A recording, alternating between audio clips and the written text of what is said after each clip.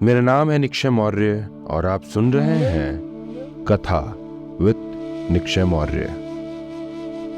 पूर्णिमा तिथि का हिंदू धर्म में विशेष महत्व है।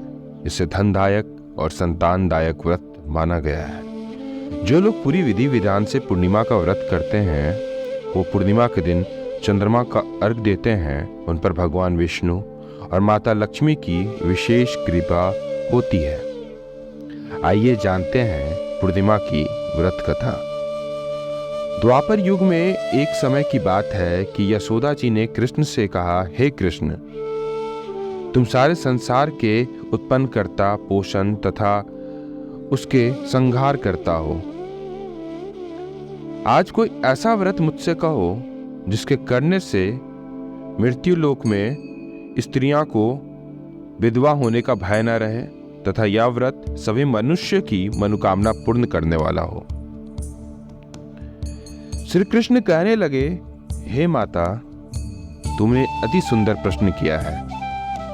मैं तुमसे ऐसे ही व्रत को सविस्तार करता हूं। सौभाग्य की प्राप्ति के लिए स्त्रियों को द्वात्रिशंत अर्थात 32 पूर्णिमाओं का व्रत करना चाहिए। इस व्रत को करने से स्त्रियों को सौभाग्य संपत्ति मिलती है। यह व्रत अचल सौभाग्य को देने वाला, भगवान शंकर के प्रति मनुष्य मात्र की भक्ति को बढ़ाने वाला है। यशोदा जी कहने लगी, हे कृष्ण, सर्वप्रथम इस व्रत को मृत्यु लोक में किसने किया था? इसके विषय विस्तार पूर्वक मुझसे कहो। श्री कृष्ण जी कहने लगे कि इस भूमंडल पर एक अत्यंत प्रसिद्ध राजा, चंद्रहास से पालित अनेक प्रकार के रत्नों से परिपूर्ण कातिका नाम की एक नगरी थी। वहां धनेश्वर नाम का एक ब्राह्मण था और इसकी स्त्री अति सुशील रूपवती थी। दोनों ही उस नगरी में बड़े प्रेम के साथ रहते थे। घर में धन्य धान्य आदि की कोई कमी नहीं थी।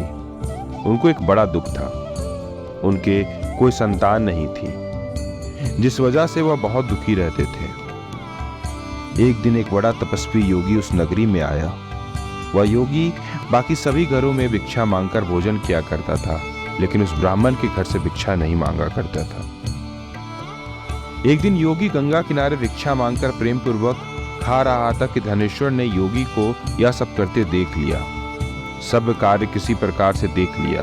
अपनी भिक्षा अनादर से दुखी होकर धनेश्वर योगी से बोले, और सभी घरों में भिक्षा लेते हो, परंतु मेरे घर की भिक्षा कभी नहीं लेते, इसका कारण क्या है? योगी कहने लगा कि आपके धर्म हमें इस बात की आज्ञा नहीं देता है, क्योंकि अभी आप गृहस्थ जीवन में एक सुख से वंचित हैं। आपके घर संतान होने पर मैं आपके घर से भी भिक्षा स्वीकार कर लूंगा। उन्होंने कहा कि जिस संतान नहीं है उसके घर से भिक्षा लेने से मेरे भी पतित हो जाने का भय है। धनेश्वर यह सब बात सुनकर बहुत दुखी हुआ और हाथ जोड़कर योगी के पैरों पर गिर पड़ा तथा दुखी मन से कहने लगा कि आप मुझे संतान प्राप्ति के उपाय बताएं। आप सर्वज्ञ हैं, मुझ पर अवश्य ही यह कृपा कीजिए। धन की मेरे घर में कोई कमी नहीं है, लेकिन मैं संतान न होने के कारण अत्यंत दुखी हूँ। आप मेरे इस दुख का हरण कीजिए। यह सुनकर योगी कहने लगे, तुम चंडी की आराधना करो। घर पहुंचकर उन्होंने यह सारी बात अपनी पत्नी को बताई और खुद वन में चला गया। वन में पहुंचकर उसने चंडी की आराधना की और उपवास किया। चंडी ने 16 दिन उसको सपने में दर्शन दिए और कहा कि हे धनेश्वर, जा, तेरे पुत्र होगा, लेकिन उसकी आयु सिर्फ 16 वर्ष होगी। 16 वर्ष की आयु में ही उसकी मृत्यु हो जाएगी। अगर तुम दोनों स्त्री और पुरुष 32 पूर्णिमाओं का व्रत करोगे तो यह दीर्घायु हो जाएगा। जितनी तुम्हारी सामर्थ्य हो उतने आंचे के दिए जलाकर शिव जी का पूजन करना, लेकिन पूर्णमासी 32 ही होनी चाहिए। सुबह होते ही तुम्हें इस स्थान के पास एक आम का पेड़ दिखाई देगा। उस पर चढ़कर एक फल तोड़कर अपने घर ले चले जाना। अपनी स्त्री को इस बारे में बताना। सुबह स्नान होने के बाद वह स्वच्छ होकर शंकर जी का ध्यान करके उस फल को खा ले, तब शंकर भगवान की कृपा से उसको गर्भ हो जाएगा। जब ब्राह्मण सुबह उठा तो उसे उस स्थान पर आम का पेड़ दिखाई दिया।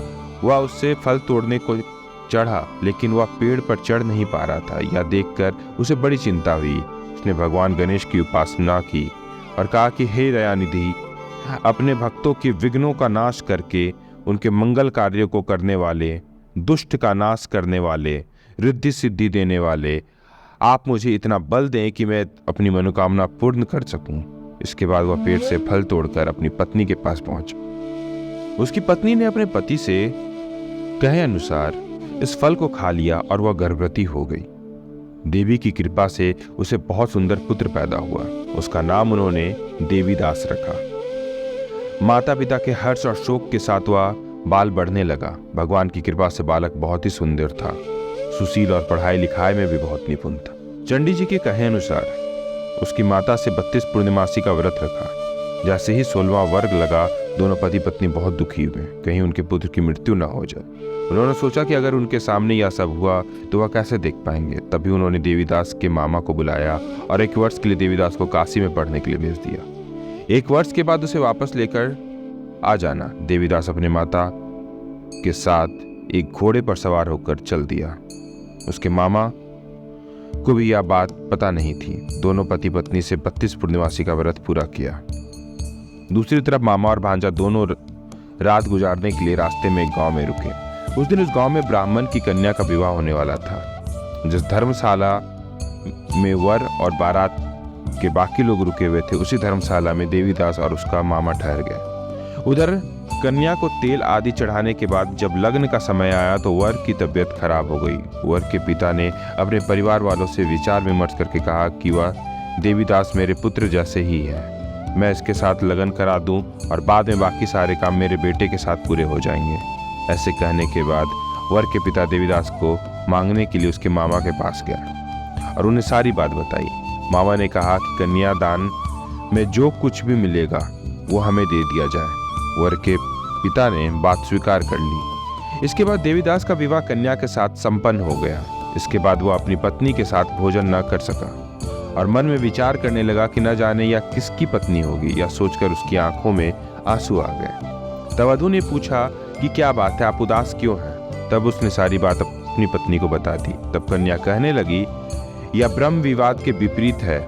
आप ही मेरे पति हैं, मैं आपकी ही पत्नी रहूंगी, किसी अन्य की कभी नहीं। तब देवीदास ने कहा, ऐसा मत करिए क्योंकि मेरी आयु बहुत कम है, मेरे बाद आपका क्या होगा? लेकिन उसकी पत्नी नहीं मानी और बोली, स्वामी आप भोजन कीजिए।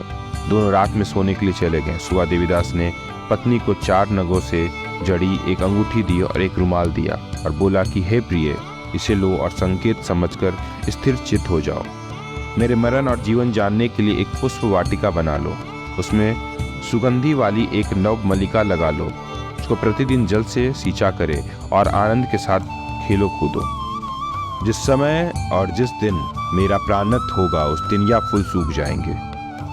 जब यह फिर से हरे हो जाए तो जान लेना कि मैं जीवित हूँ। यह समझकर वह वहाँ चला गया। इसके बाद जब वर और बाकी बाराती मंडप में आए तो कन्या ने उसे देखकर कहा कि ये मेरे पति नहीं है, मेरा पति वह है जिनके साथ रात में विवाद हुआ है। इसके साथ मेरा विवाह नहीं हुआ है।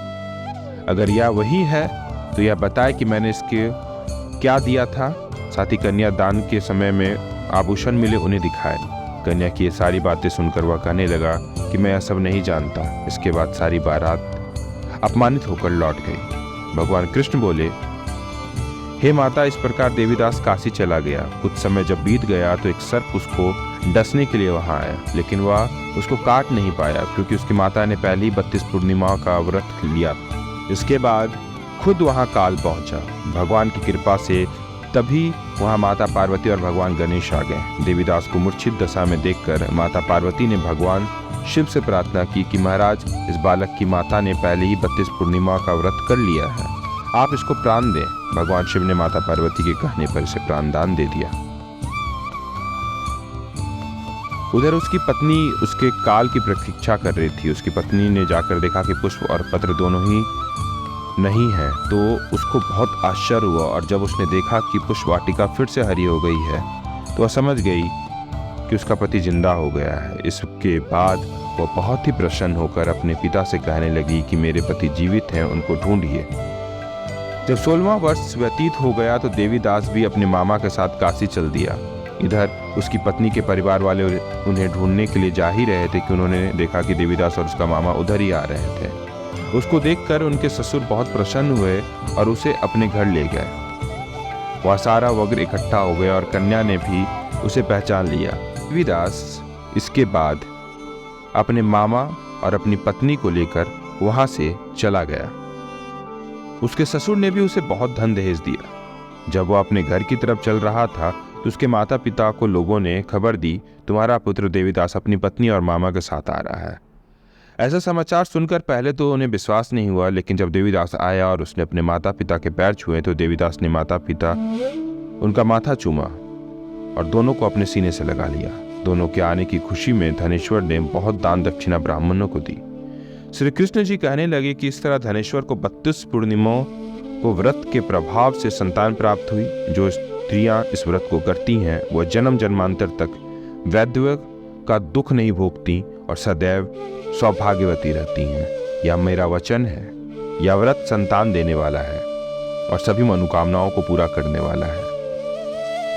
तो ये था पूर्णिमा व्रत कथा, जिसके सुनने से या जिसे करने से भगवान विष्णु, माता लक्ष्मी, भोले बाबा और माता पार्वती की कृपा होती है।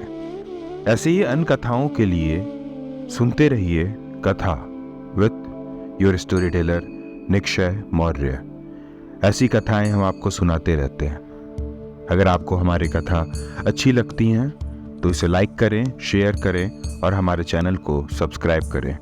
और आप अगर कुछ कहना चाहते हैं तो कमेंट बॉक्स खुला है, आप कह सकते हैं। धन्यवाद।